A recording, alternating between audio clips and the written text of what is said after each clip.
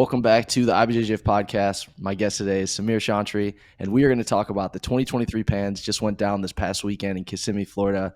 Samir, what an event. That was one of the best Pans I've ever seen. Absolutely. I have other pins that I can talk about, and that were really good too. But this one was something special, and I have a little theory about it. I Yeah? think, What's your theory? yeah, I think the fighters want to prove wrong anyone that has been saying that jiu-jitsu that gi is dead. Because what an event, what a display of jiu-jitsu, aggressiveness, movements, and just drive. I think all the fighters, they were like, no, let me show the gi, let me show that the gi is alive. Let me show that the gi is alive. So it was a beautiful event. As an spectator, I was really happy to what I was seeing there. Every match was a thrill. Like it was amazing. Yeah, I think that's a good theory. We saw so many competitors put on some of like their best performances ever. I think one guy who everyone was really looking forward to watching, we talked about it in the preview, was Nicholas Marigali. He came back to the Pans for the first time since 2017, which I believe was his rookie year as a black belt. And Nicholas was on a mission. He wanted to get all submissions, competed in the ultra heavyweight division, competed in the open class, all submissions at ultra heavy, 3 out of 4 in the open class. We got to see the Eric Muniz rematch as well. Overall thoughts on Nicholas Marigali's performance in Florida? Flawless. I think that's the word. Flawless. He put on a show. He put on a show, not only a great display of jiu-jitsu, but entertainment too. His matches were very active. He was looking, hunting the submission the whole time. All his submissions came from a dominant position, which is a very good point, because sometimes you see a submission from a sneaky move or from a super fast guard triangle or something like that. No, his submissions were all um, back, mount, something, all very dominant positions. So he dominate his opponents until getting the submissions. So it was he was he was amazing the whole tournament, focused and with a beautiful display of jiu-jitsu. Um, his finals, man, like against the Phenom, in my opinion, Eric is amazing. His jiu-jitsu is phenomenal. He showed that on his weight class, but Nicola was just, as you said, on a mission. Nicholas is right now in another level, in my opinion. He outscored Eric, I think, was 11, 11-0, yep. 11-0, and and the fight ended. He was on mount. Who knows? Maybe a couple minutes more, he would have got 100% submission rate in the whole tournament. You made such a great point about submitting from dominant positions. He had 1 submission from mount, and the other 5 submissions came from chokes from the back. So he wasn't just, like you said, throwing up submissions or using sneaky moves. He was really dominating his opponents and then progressively working towards the submission.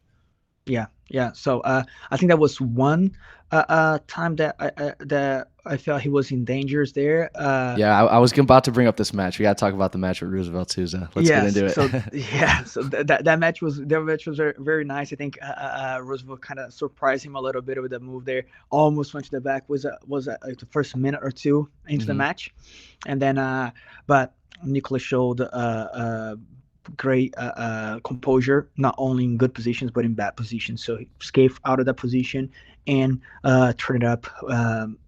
Uh, Coming back out of there and end up submitting the match, submitting Roosevelt from the back too. Yeah, it So was very cool to watch his defense and be able to show like his full, well-rounded skill set, not just his offensive and submission capabilities, but also his defensive prowess. exactly. And don't forget, I've said that before. That's not the first time I say it. His top game is out of out of this world. His top game is just a lot of people focus on him as his bottom, as his guard, his phenomenal guard, his long limbs, his long legs, guard, flexibility, and all that. But that guy, when he sweeps and he comes on top, it's yeah, it's it's hard to deal with it. It's hard to deal with it. I see. Let's see. Fortunately, I've never been on bottom. But what I see and how I see him, his transitions and his weight distribution, how he advances, passes the hip, and how he's always progressing, how he's always putting that pressure, like that invisible pressure, on his opponents. He's yeah, I think it's a really big thing that people don't often talk about. So Nicholas ends the Pans with 2 gold medals, open class and ultra heavy. He outscored his opponents 39 points to 4, and his average match length was under 5 minutes. So Oh wow. very, very impressive statistics there from Nicholas. Hopefully we'll get to see him compete again at the Worlds. I think some of these matches, even another match with Eric, would be incredible, and I really hope we get to see him in Long Beach. Oh yeah, no, I really hope to, and I don't. I think we're far. If Nicholas keeps on going, keeps on competing in the Give division, I do think we're gonna see many more matches with Eric, because, in my opinion, they're two best heavyweights that in like that we have right now. That's for sure. Definitely. Let's move on. We'll talk about Gabrielle Pessanha.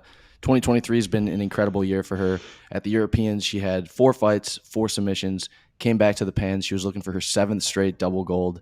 Ridiculous numbers we're talking about here. And she ended up having 5 matches, 3 submissions. She won the open class, got her revenge over Anna Carolina Vieira, the last girl to beat her. Had a very good match there. It was kind of a battle between Gabrielle's guard, Anna's top game.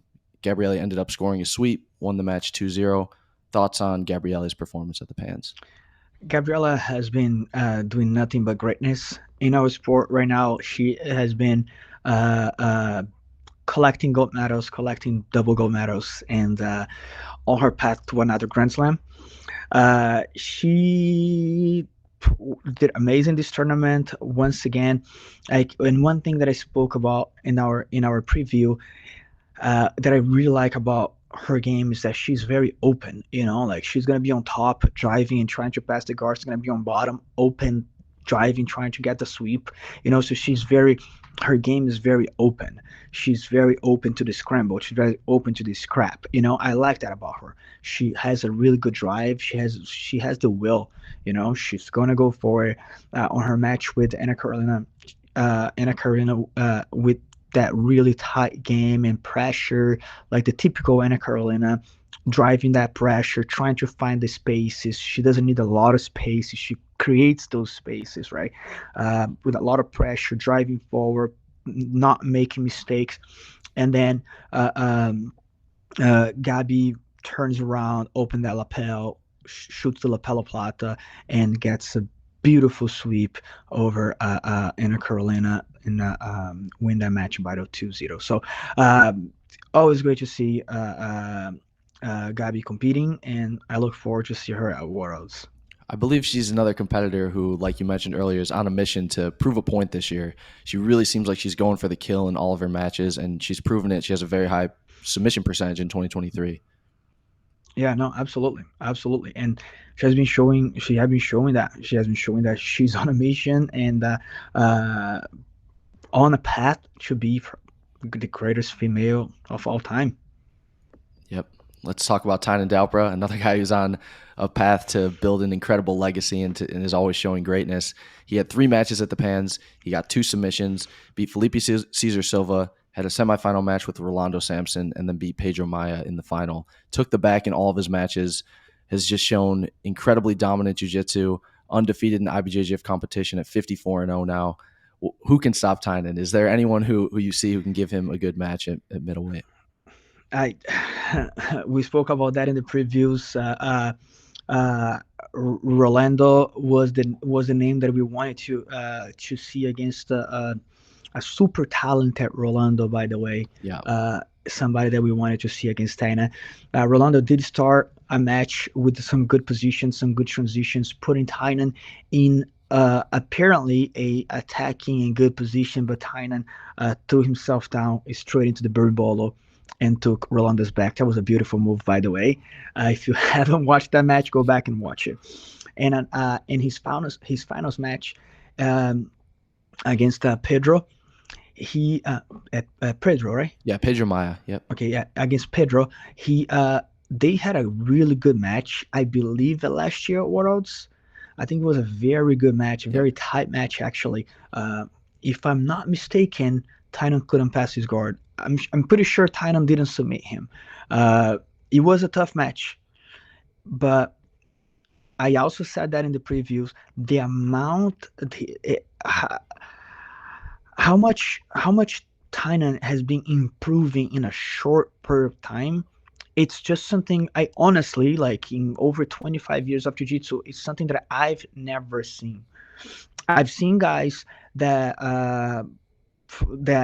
that started one worlds their first year as a black belt, and then somebody caught up to them in the next year or so.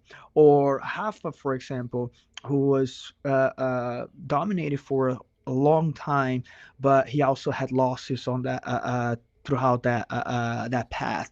Uh, and although he improved more than a lot of his opponents, I don't think the gap was that far, regarding like everyone else. Like he would, like Rafa would submit a lot of guys and then go to the finals with Cabrini, and be always a tough match. Next year will still be a tough match.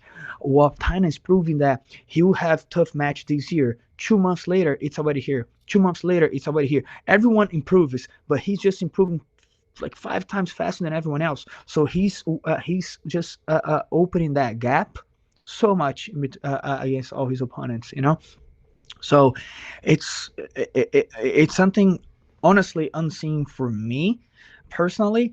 So I'm very very curious to see how it's gonna be his the next tournament, the next few years to come.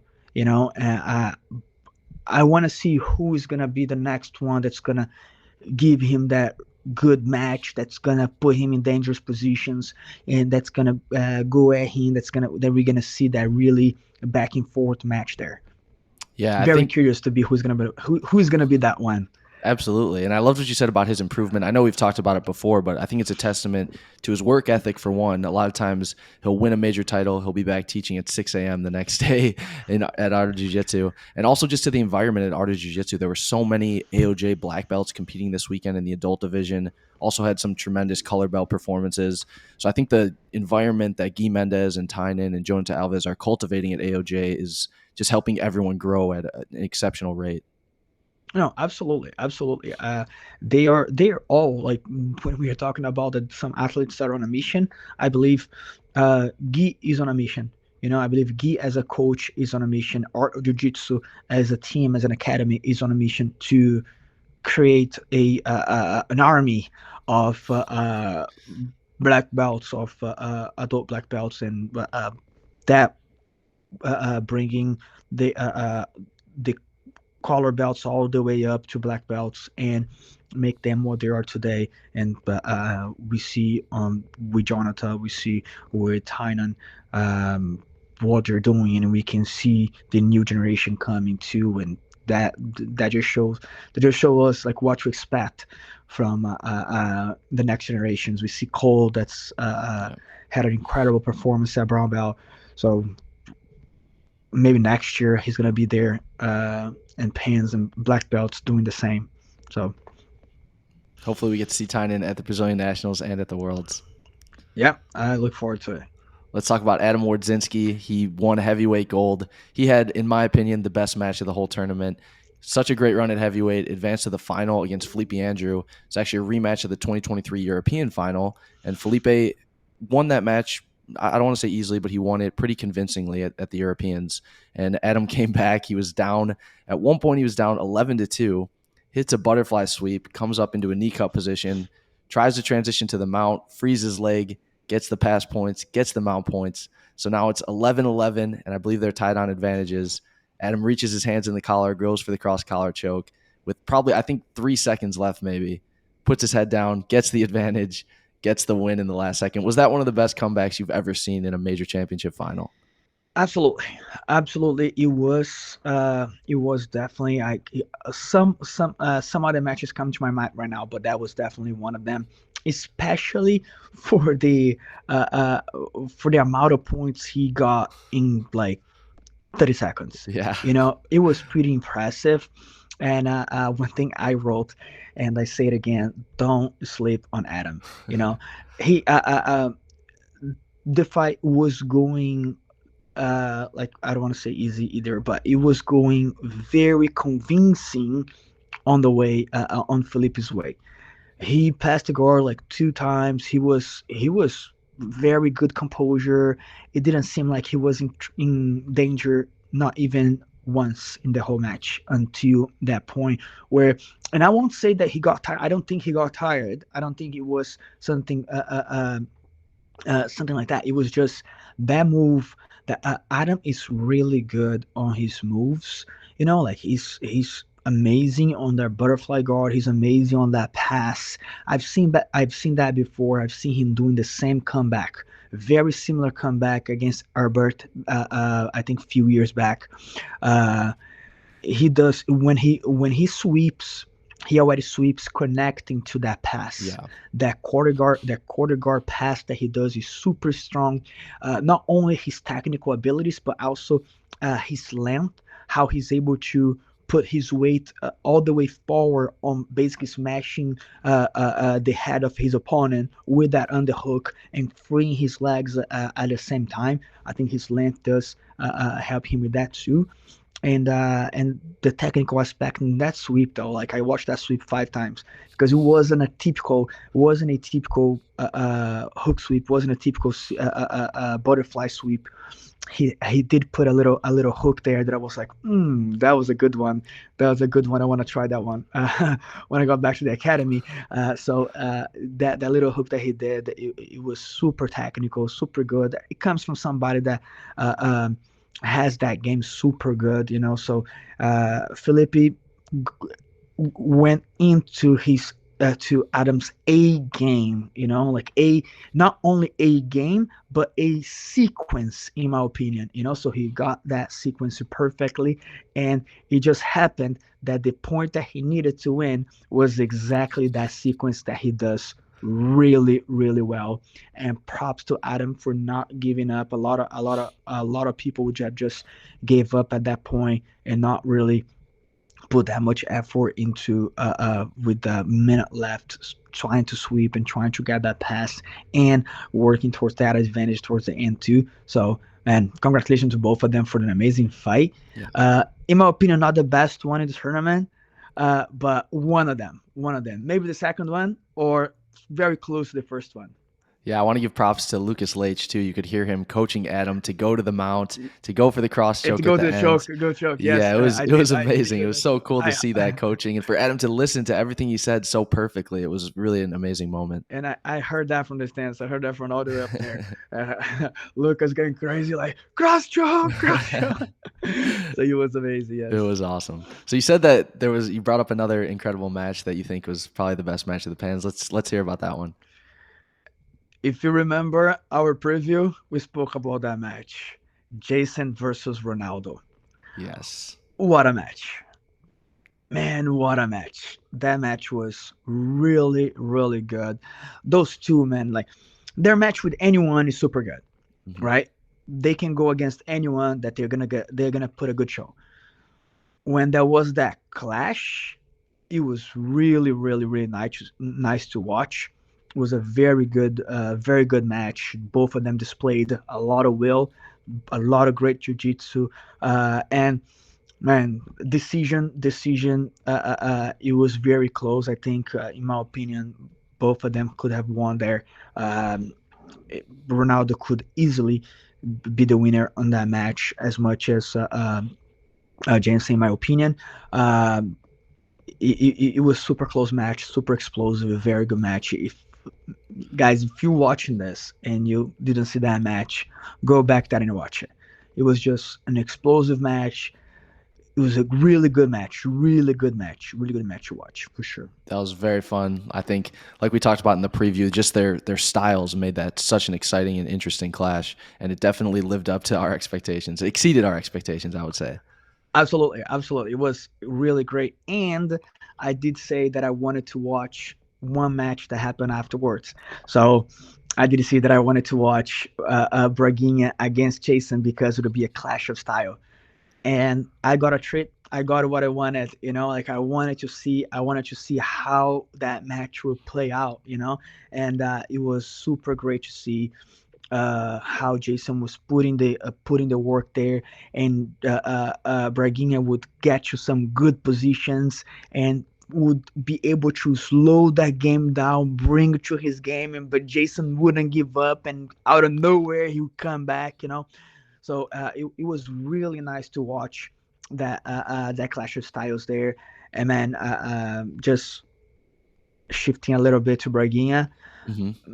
man, that he was on point, on point, on point that we can, like congratulations to him. He was on point that weekend, 75% submission rate, Yeah, three uh submissions out of 4 fights.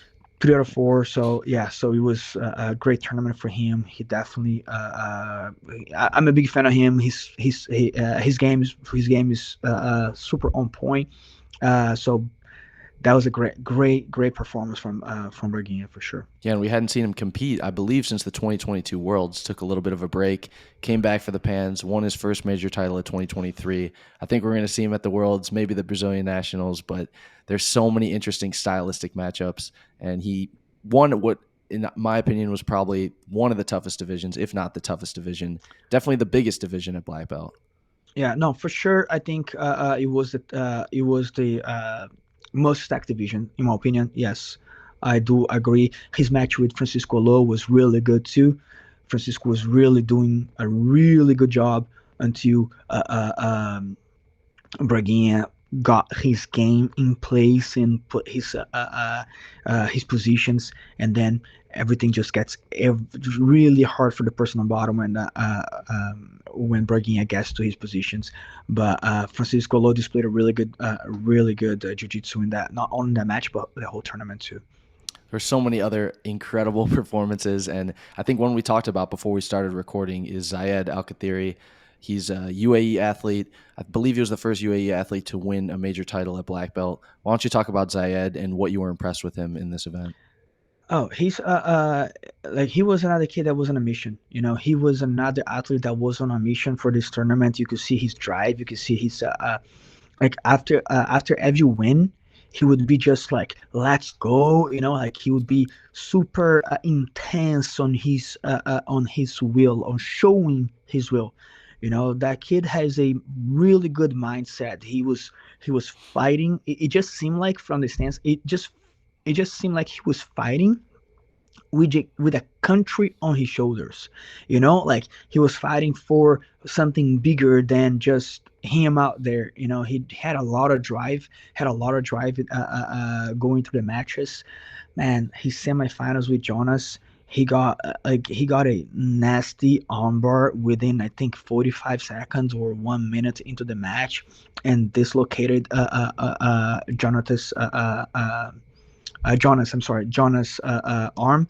So I wish very quick recovery Yeah. and to Jonas.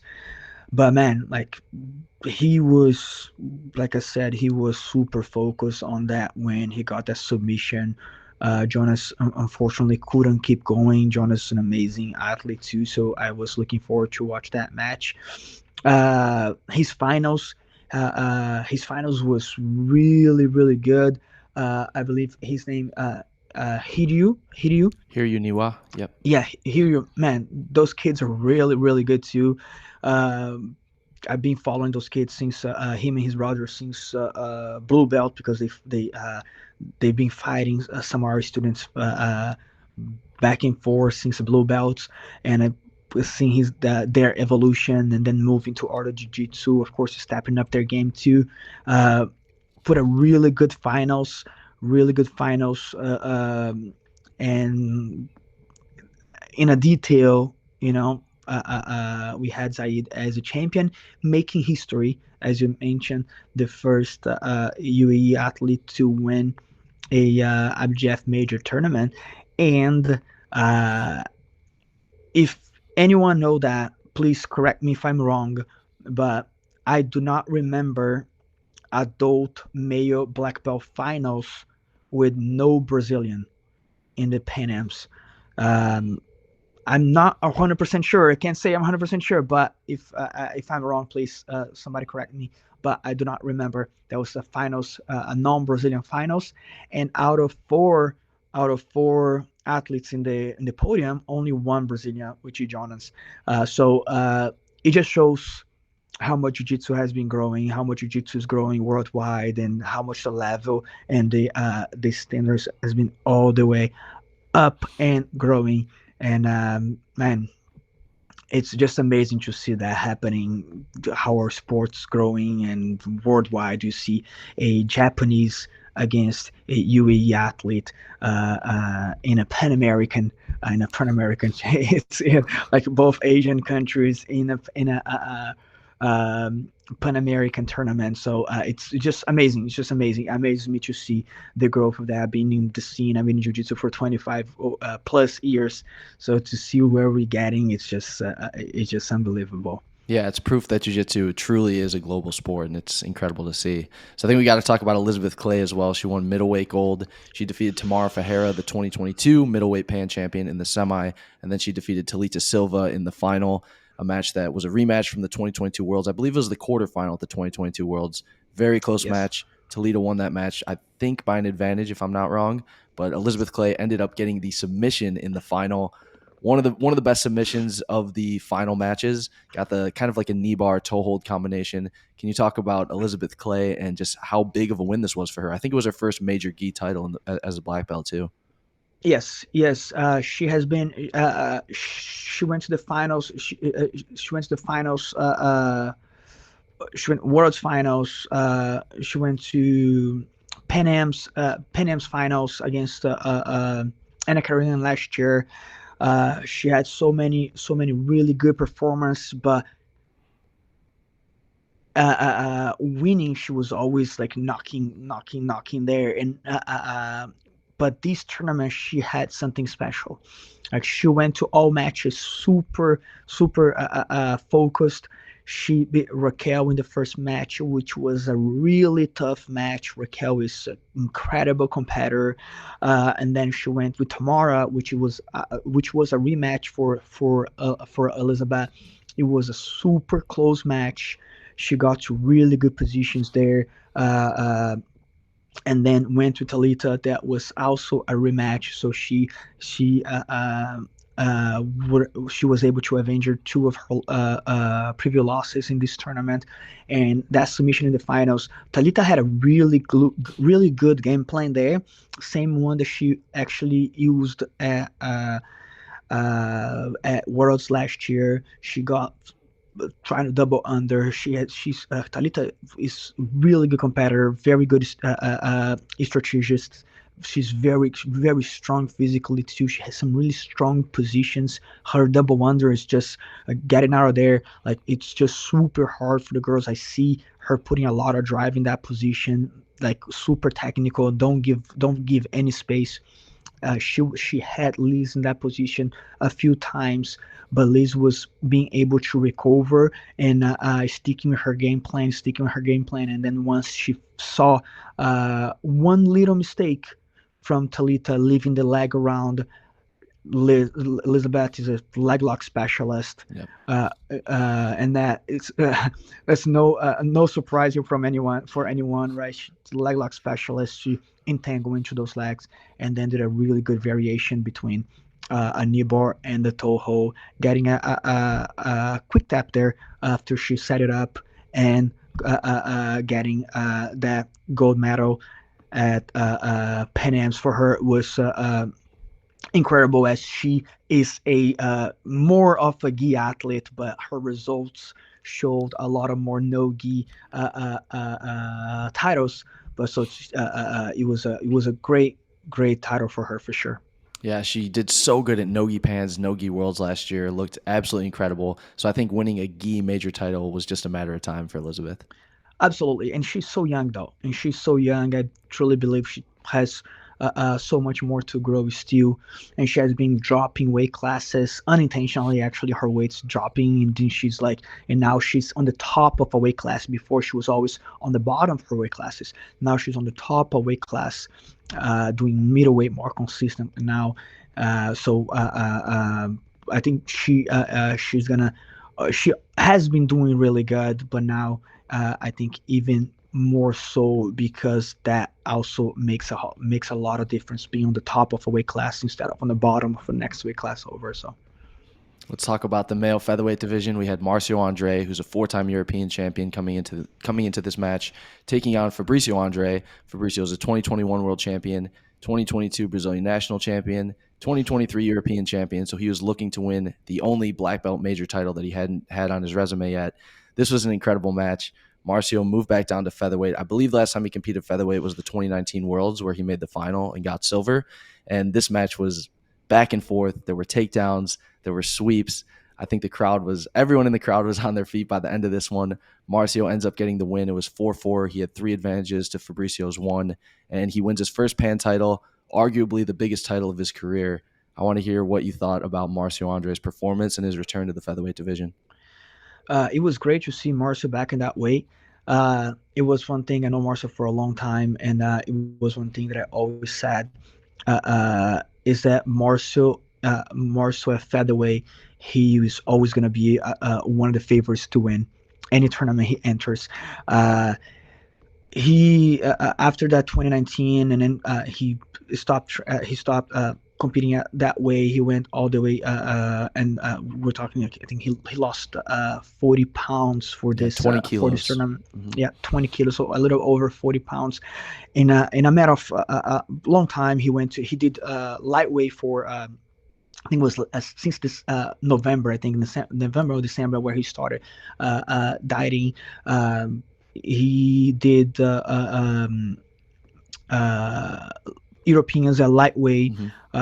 He lost was his on one of his first tournament back, when he was really focused on a path to go to featherweight. That was always the goal there. So going to this tournament, that first match he gets one really tough opponent too, who has been winning. I think he won the last 2 or 3 IBJJF Open, so has been doing really good.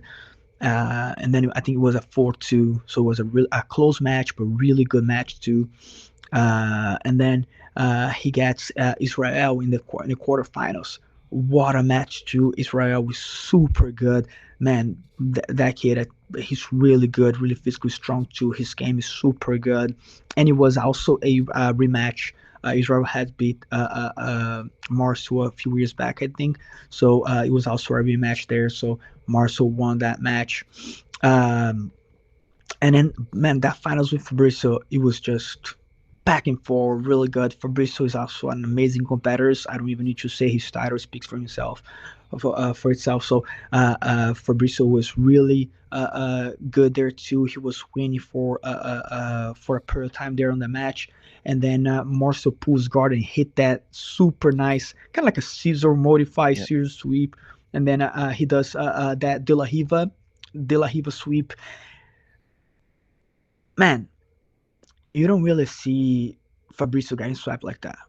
Like Fabricio is a rock on top. That kid on top is like phenomenal.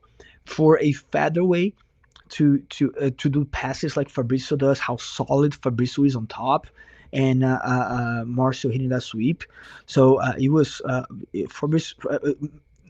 Marcio was like he really had to win that tournament. Like he just felt like that's what he had in his mind. Like I'm winning this no matter what. Like I'm winning this no matter what. So it was great to see Marcio back in that weight class. I really hope he keeps on that focus. He keeps on that mindset, because it's a treat for us as spectators. Because that weight class, man, it's just it's just so stacked, just so technical, it's just so great. The other semifinals, Fabricio and Lex Sodre, was just an incredible matchup too. Like those two were just so good. So having Marcio in that weight class, it just adds up so much talent and so much challenge to the division, so much just beauty to that division, like just great jiu-jitsu. The division is so full of great jiu-jitsu there, and then adding Marcio to that, it just makes things even more interesting for us spectators. So really hope, congratulations to Marcio for coming back last week, from putting that effort, from coming down 40 pounds of fighting to achieve his goal. And yeah, I look forward to see Worlds, man. Like Worlds gonna be crazy. The world's featherweight division, I'm sure, is going to be stacked, just like the Pans one. Like you said, adding Marcio now at the top of his game, it's going to be such an incredible division to watch. Absolutely. So one last thing I wanted to mention, we also had Maisa Bastos win gold at light feather, Anna Rodriguez won at feather, Luisa Montero won at light, and Jessica Caroline won at rooster. They all now have 2 major titles in 2023. They're European champions and now Pan champions. Hopefully we'll get to see them at Brazilian Nationals and Worlds go for the coveted Grand Slam. That would be amazing. Samir, is there anything else you wanted to mention before we wrap it up? And I think we can agree that this is one of the best pans of all time. So if there's anything else you want to talk about, go ahead. No, absolutely, absolutely. This was definitely one of the best bands I've ever watched. It. And the girls, man, the girls put on a show. Some really good matches. Rooster Weight Finals was a super tough match, super close match. Light Feather Maisa is always putting incredible performance in win it all in a super technical way. Man, Anna Rodriguez, her first couple matches was just on point. She got 2 submissions, if I'm not mistaken, and I think relatively fast submissions. She was super focused on that one. Her finals with Margaret Margot, was yes. Margot. Yeah, it was a really good match too. Margot did not sell that cheap, like it was a tough match. Margot really good jiu-jitsu, really good display of jiu-jitsu. Luisa, man, Luisa jiu-jitsu always phenomenal. Beat Fion, which is an amazing competitor, the current world champion. Also got a Uh, knee bar over Jen Aina in the semifinal, Oh which was yes, yes, absolutely yes, incredible. and it was a beautiful one, and that's something that one of Luisa's specialties, her knee bar. So, congrats to all the girls for amazing jiu-jitsu, for amazing display of jiu-jitsu, and the will, to win. I think all of the girls like really showed that to us, that they wanted to win, and we as spectators win with that too. So congratulations to all competitors, the ones that wasn't champion, the ones that didn't make the finals or didn't make the next day. There was some incredible matches since the beginning of the tournament, since the fight number one. We had world champions falling out in the first match, so that just means how the level of the competition was so high. So yeah, so congratulations to all competitors. You guys put on a great show for us. Yeah, and look forward to the next one. Yeah, we got Brazilian Nationals coming up in about a month. Then the Worlds are coming up about a month after that. Both events are going to be on Flow Grappling. Samir, thank you for your time. It's always very much appreciated. Your Thank insight you. is always incredible. So thanks everyone for watching. We'll see you guys soon for another episode. Take care. Thank you. See you next time.